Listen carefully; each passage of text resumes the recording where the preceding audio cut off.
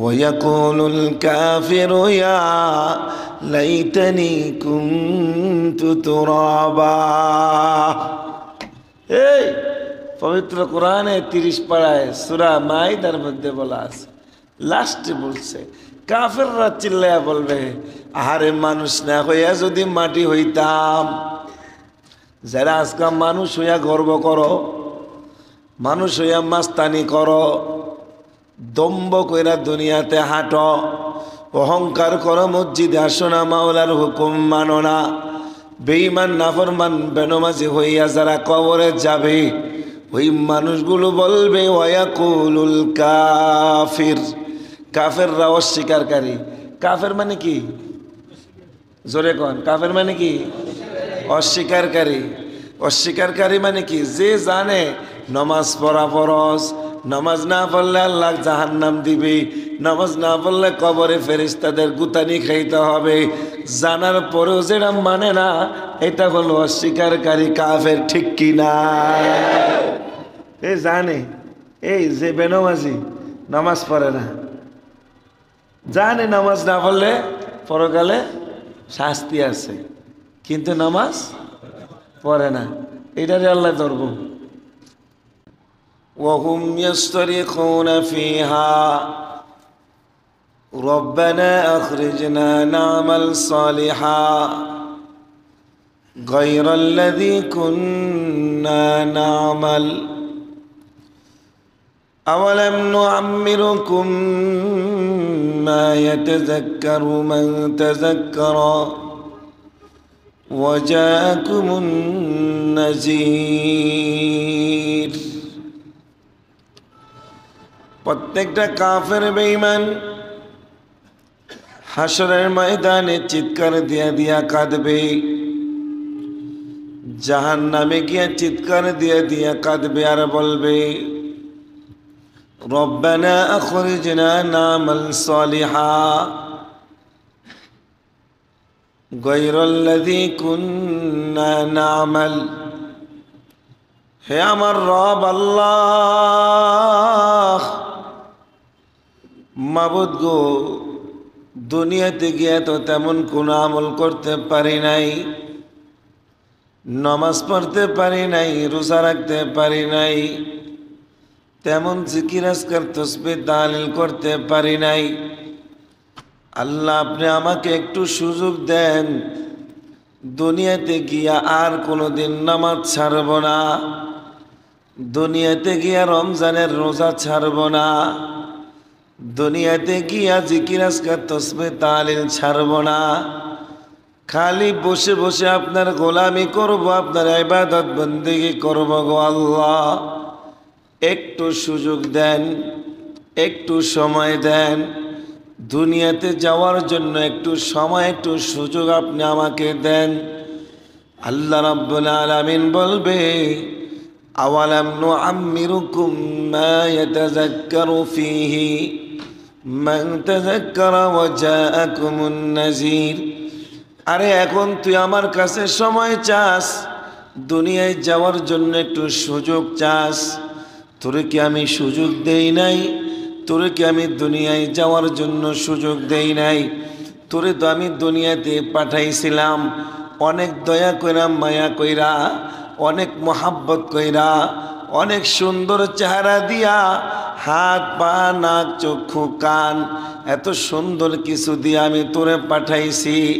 একদিন দুই দিন রাখি নাই, 50 বছর, 70 বছর, 80 বছর, 90 বছর হায়াত দিছিলাম। আমি তো 80 বছর তোর দিকে তাকাইয়াছিলাম, তুই কখন যাবি? মসজিদে গিয়ে আমাকে সেজদা দিবি, আমাকে আল্লাহ বলে ডাক মারবি, আমি আল্লাহ খুশি হইয়া 7 আসমান পাড়ি দিয়া আমি আল্লাহ তোর কাছে যাব, তোকে আমি দেখব, তোর জন্য জান্নাত বানাবো, আমি খুশি হইয়া গর্ব করব। তুই তো 70 বছর, 80 বছর, 90 বছর হায়াত পাইয়া আমারে বই লাগে সস, দুনিয়ার সবাইরে সময় দিছস, আমাকে সময় দেস নাই, আমারে বইলা গেছস। আমি কি তোদের কাছে সতর্ককারী পাঠাই নাই, নবী পাঠাই নাই, জামানার আলেম ওলামা পাঠাই নাই, মসজিদের মিম্বার থেকে আমি কি কোনো ঘোষণাকারী দেই নাই, মসজিদের মিম্বার থেকে আজান কি তোমার কানে পৌঁছে নাই? সব হয়তো তোমারে দিছিলাম, সব সতর্ক তো তোমারে করছিলাম, তুমি আমারে ভইলা গেছ। আমি আল্লাহ এখন তোমারে ভইলা গেলাম। ও বেঈমান নাফরমান, আর কাঁদলে কাজ হবে না, চিল্লাইলেও কাজ হবে না। দুনিয়ার থেকে যে একবার আসবে, দ্বিতীয়বার আর দুনিয়াতে যাওয়ার সুযোগ হবে না। কথা ঠিক কিনা? যে একবার যাইবা আর আসতে পারতেন না। يوم ينظر المرء ما قدمت يداه ويقول الكافر يا ليتني كنت ترابا। এই পবিত্র কোরআনে 30 পারায় সূরা মাইদার মধ্যে বলা আছে, লাস্টে বলছে কাফেররা চিল্লায়া বলবে, আহারে মানুষ না হইয়া যদি মাটি হইতাম। যারা আজকাল মানুষ হইয়া গর্ব করো, মানুষ হইয়া মাস্তানি করো, দম্ভ কইরা দুনিয়াতে হাঁটো, অহংকার করো, মসজিদে আসো না, মাওলার হুকুম মানো না, বেঈমান নাফরমান বেনমাজি হইয়া যারা কবরে যাবে, ওই মানুষগুলো বলবে ওয়ায়াকুলুল কাফির। কাফেররা অস্বীকারী। কাফের মানে কি? জোরে কন, কাফের মানে কি? অস্বীকারী। অস্বীকারী মানে কি? যে জানে নামাজ পড়া ফরজ, নামাজ না পড়লে আল্লাহ জাহান্নাম দিবে, নামাজ না পড়লে কবরে ফেরেশতাদের গুতানি খাইতে হবে, জানার পরেও যেটা মানে না, এটা হলো অস্বীকারী কাফের। ঠিক কি না? এ জানে, এই যে বেনমাজি নামাজ পড়ে না, জানে নামাজ না পড়লে পরকালে শাস্তি আছে, কিন্তু নামাজ পড়ে না, এটারে আল্লাহ ধরব, এটাকে ধরব। চিল্লায় চিল্লায় বলবে, হারে কবরে গিয়া যখন মায়ের খাওয়া শুরু হবে, তখন বলবে, আরে মানুষ না হয়ে যদি মাটি হইতাম। তুরাবান মানে মাটি। ওয়ায়াকুলুল কাফিরু ইয়া লাইতানি মানে আফসোস, হায় আফসোস, হায় আফসোস, মানুষ না হইয়া যদি মাটি হইতাম, আমি আজকে বাইসা যাইতাম, আজকে আমি বাইসা যাইতাম, আমাকে কেউ ধরতে পারতো না, আমি আজকে কঠিন শাস্তি থেকে বাইসা যাইতাম, আমার কোনো হিসাব নেওয়া হতো না। আহারে ওই কাফের না বেনামাজি সুদখোর ঘুষখোর বলবে, আরে আমি মানুষ না হইয়া যদি একটা গুরু হইয়া দুনিয়াতে যাইতাম, মানুষ আমারে জবে করে গোশত খাইয়া ফেলতো, আজকে আমার কোনো হিসাব হইতো না। আরে আমি মানুষ না হইয়া যদি রাস্তার কুকুর হইতাম, ওই কুকুর আমি রাস্তায় ঘুরতাম, আমার কোনো আজকে হিসাব হইতো না। কেন মানুষ হইয়া গেলাম? মানুষ হইয়া গেলেও গিয়েও কেন সময় কাজে লাগাইলাম না? এই আফসোস করবে আর চিল্লাবে। আল্লাহ বললেন, চিল্লাইলেও কাজ হবে না, আফসোস করলেও কাজ হবে না। সুযোগ আসছিল, সুযোগ গেছে গিয়া, আর সুযোগ দেওয়া হবে না। ও বাবারা, ও যুবক বন্ধুরা, বুড়া বাবাজিরা, দুনিয়ার পরীক্ষার হলে যদি একবার পরীক্ষায় ফেল করেন, দ্বিতীয় বছর আবার সুযোগ আছে রে বাবা, নতুন করে পরীক্ষা দেওয়ার সুযোগ আছে। ও যুবক বন্ধুরা, যে দুনিয়ার থেকে একবার সাদা কাপড় পইরা মসজিদের পালকিতে শুয়ে যে একবার কবরে যাবে, ওই জায়গা থেকে আর রিটার্ন দুনিয়াতে আসার কোনো সুযোগ নাই। ঠিক কিনা? চিন্তা কইরা, ভাবনা কইরা দুনিয়াদারি করতে হবে। ঠিক নেই? গরুর হিসাব নাই, ছাগলের হিসাব নাই, কুত্তার হিসাব নাই, হায়াওয়ান জানোয়ার বাঘ ভাল্লুকের হিসাব নাই, সিংহের হিসাব নাই, তারা যা করুক যেমনে চলুক তাদের কোনো পরকালে হিসাব নাই। তোমার আমার তো হিসাব আছে, তোমার আমার তো জবাবদিহিতা আছে। অতএব তুমি কেমনে মাওলারে ভইলা যাও, কেমনে তুমি নামাজ ছাইরা দাও, কেমনে তুমি রমজানের রোজা ছাইরা দাও, একটু চিন্তা কইরা দেখো, একটু ভাবনা কইরা দেখো রে বাবা।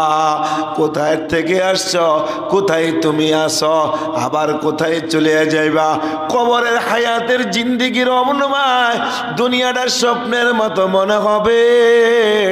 বাড়ি করছো, গাড়ি করছো, ব্যবসা করছো, বাণিজ্য করছো, বাহাদুরি করছো, রাজত্ব করতেছ, রাজনীতি করতেছ, সব করতেছ, পরকারের তুলনায় স্বপ্নের মতো মনে হবে। কথা ঠিক কিনা? হায়াত পাইছে 40 বছর, 50 বছর, 60 বছর। শুধু কিয়ামতের দিন সকালে যে মরবে সেও 50,000 বছর কবরও থাকবো। তো দুনিয়া তো স্বপ্নই, যেখানে 50,000 বছর আর সেখানে যদি 50 বছর হয়, 1000-এর তুলনায় 50 কি কিছু? স্বপ্ন বুঝলে যায় কি নিয়া? ভাইয়েরা আমার, এই জন্য চলতে ফিরতে ডাকবো কারে? গোলামি করবো কার? ডাকবো কাকে? আল্লাহকে ডাকা ছাড়া পৃথিবীতে আর কোনো সুযোগ না। আজকে আমরা নেতারে এমনি ডাকি, নেতার পিছে এত দৌড়াই, 4 ভাগের 1 ভাগ যদি আল্লাহর পিছে দৌড়াইতো আর আল্লাহকে ডাকতো, প্রায় দিন আমি বলি হয়তো আল্লাহর ওলি হয়ে যেত। ঠিক নেই? জোরে জোরে জোরে করবে। সারা রাত নেতার পিছে ঘুরে, সারা রাত লক্ষ লক্ষ টাকা খরচ করে। আমার পরিচিত একজনে নির্বাচন গেছে, নির্বাচনে 38 লাখ টাকা এমপির পিছে খরচ করছে। কয় লাখ? 38 লাখ। আর মাদ্রাসার লেখা 1 লাখ চাইলেও দেয় না, 38 টাকাও দিতে চায়। 38 লাখ খরচ করছে, বিল্ডিং দিয়ে দিছে, চা খাওয়া সারাদিন 24 ঘন্টা গেল এমপি ইলেকশনে আর কি। কথা বলছেন? 24 ঘন্টা সব ফ্রি, খাও রাত দিনে, ডেক ডেক্সি চলতেছে, গরু জব চলতেছে, খাইতেছে। 38 লাখ টাকা খরচ কইরাও নেতারে পাস করাইতে পারছে না। তো আমি বললাম কি হইল?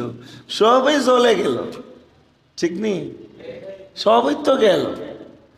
নেতা এমপি হইলেছে না, কিছু একটা দিত যে আমার জন্য ভালো কিছু করছে। এখন এমপি হইতে পারে নাই, এখন যে 38 লাখ খরচ করছে এটা কোনো কামে লাগছে?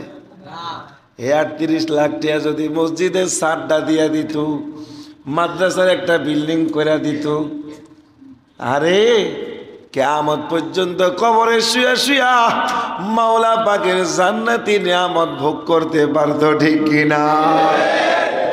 দুনিয়া বুঝে, আখেরাত বুঝে না। দুনিয়া বুঝে, আখেরাত বুঝে না। এইটার জন্য তো হিসাব কিতাব, এটার জন্য তো হিসাব কিতাব। কথা বুঝছেন? বুঝছেন?